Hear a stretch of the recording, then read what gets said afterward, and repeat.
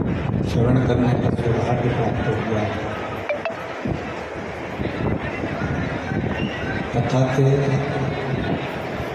मुख्य आयोजक बोलबम सेवा समिति, बोलबम सेवा एवं कल्याण समिति प्रदेश अध्यक्ष दया सिंह जी भिलाई, छत्तीसगढ़ से। एक बार यजमान परिवार के लिए जोरदार तालियां बजाकर स्वागत कीजिए।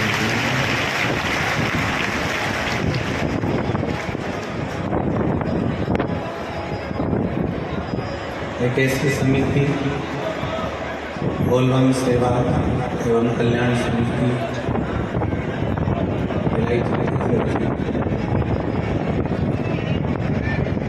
जो 16 वर्ष से लगातार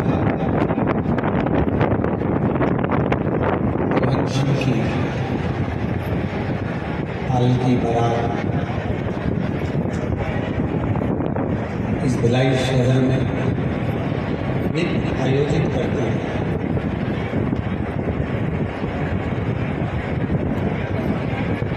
और हम तो कहेंगे कि इतने बरसते पानी में, बरसात में, श्रावण की रिमझिम बौछार में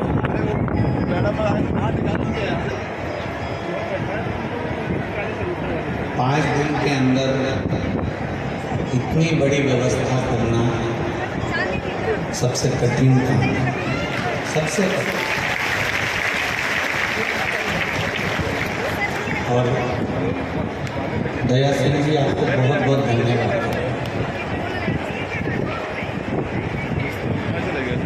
जैसे ही लखनऊ की कथा का मालूम पड़ा कि वहाँ पानी भरा गया है ग्राउंड के अंदर और कथा स्थल में पूरा पानी भर गया, तब सीहोर मिथिलेश सेवा समिति के पास में एक लिस्ट रहती है जिसमें लिखा होता है कि अगर कोई कथा कैंसिल होती है तो इनके पास में सूचना हो जाए। ये बहुत कठिन बहुत।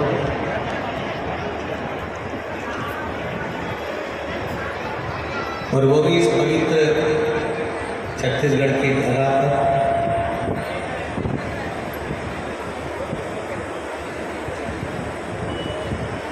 अब देखो, ये प्रसंग बड़ा विचित्र है।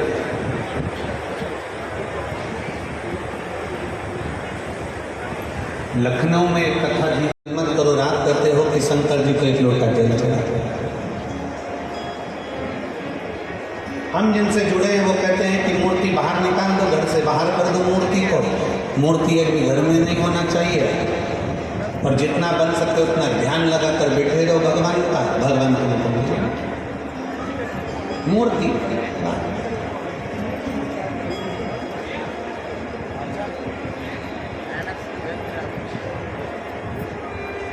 हमने उस माँ से कहा, तुम जिस भी संस्था से जुड़े हो हमें उससे मतलब नहीं है।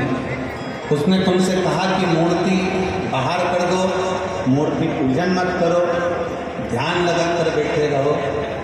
हमने उस माँ से सवेरे सवेरे तो ये बात नहीं कही, क्योंकि उसने जो प्रश्न किया था वो सवेरे सवेरे उसका उत्तर देने के लिए हम नहीं दे पाए। इतनी सुबह से इस व्यर्थ की बात का क्या करना है? और अगर वो माँ वो बोल रही थी मैं कथा में आऊँगी कथा सुनने के लिए, तो अगर वो कथा में बैठी हो तो ध्यान लगाना उसका। जो तुमसे कह रहे हैं कि मूर्ति पूजन मत करो, जो तुमसे कहते हैं कि भगवान को बाहर निकाल दो, जो तुमसे कहते हैं कि मूर्ति को बाहर निकाल दो और ध्यान लगा कर बैठो, जितना कर सकते हो उतना ध्यान लगाओ, तो हम निवेदन करेंगे उनसे जाकर कहना कि तुम भी शादी मत करना, बच्चे मत करना, ध्यान लगा कर बैठ जाना कि मेरी लुगाई आई, मेरी पत्नी आई, हमारी शादी हो गई, हमारे 4 बच्चे हो गए, 2 5वीं में पढ़ रहे, 2 6 में पढ़ रहे। बस ऐसा ध्यान लगा कर बैठ जाए। ध्यान लगा कर बैठने से पत्नी प्राप्त हो जाएगी क्या? जम के बोलो जरा। ध्यान लगाकर बैठने से बच्चे पैदा हो जाएंगे क्या? जम के बोलो जरा। ध्यान लगाकर बैठने से मकान बन जाएगा क्या? नहीं। ध्यान लगाकर बैठने से तुम ध्यान लगा लो, मकान बन गया, 4 मंजिल का बन गया, अटैच लेटबाथ लग गया, पलंग लग गया, सोफा लग गया, तो क्या मकान बन जाएगा? नहीं। उसके लिए तुम्हें ध्यान से हटकर थोड़ी परिश्रम करना पड़ेगा, तब मकान बन पाएगा। थोड़ा परिश्रम करना पड़ेगा तब जाकर कोई कार्य हो पाएगा। थोड़ा परिश्रम करना पड़ेगा तब तुम आगे बढ़ पाओगे। ध्यान रखना, जो कहते हैं कि मूर्ति पूजन मत करो, हम उनसे कहते हैं एक बार मेरे शंकर भगवान के लोटा भर के जल चढ़ा कर देख, तो खुद अपने आप मूर्ति पूजन में लीन होता है, अपने आप लीन होता। आखिरी में मैंने मंदिर जाना छोड़ा तो मेरे पिताजी ने कहा मंदिर मत छोड़। तो शिव जी के मंदिर में जा झाड़ू पोछा लगा और 1 लोटा जल चढ़ा।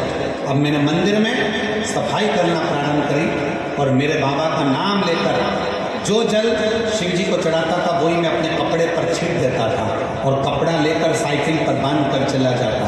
आज मेरे बाबा ने ऐसी कृपा कर दी कि मुझे भी लाखों और करोड़ों में खिला दिया। मैं बाबा को धन्यवाद देने के लिए, निश्चित ही धन्यवाद देने के लिए। लाइन अच्छी लिखी है, आप और हम सब गुनगुना।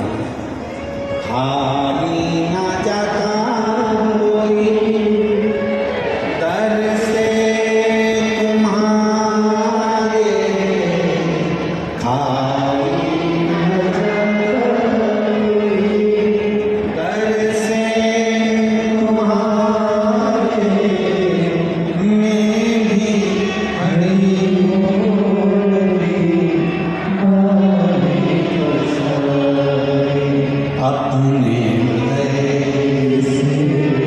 लगा लो, गिरा जा रहा उठा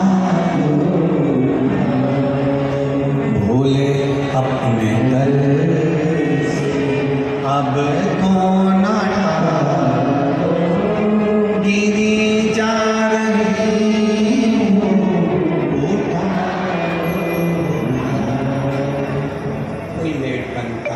जल्दी बनता है, पर शिव को जल चढ़ाने वाला एक दिन से थोड़ा समय लग सकता है,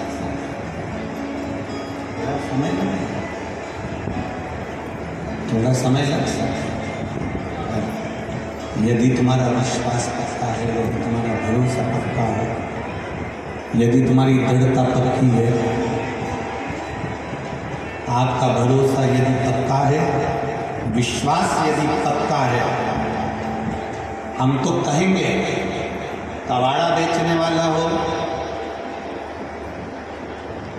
फल का ठेला लगाने वाला हो, पान की दुकान लगाने वाला हो, चाहे छोटे से छोटा काम करने वाला व्यक्ति भी हो, और अगर वो शंकर जी के मंदिर में जाकर 1 लोटा जल चढ़ा रहा है, सफाई कर रहा है, तो ये विश्वास मानना 2 महीना, 3 महीना, 4 महीना, 6 महीना, 1 साल इंतजार जरूर करना। मेरा बाबा तुम्हारा वो जल चढ़ाने वाला हाथ एक दिन पकड़ लेगा और तुमको खींच कर आगे बढ़ा देगा। थोड़ा समय लग सकता है,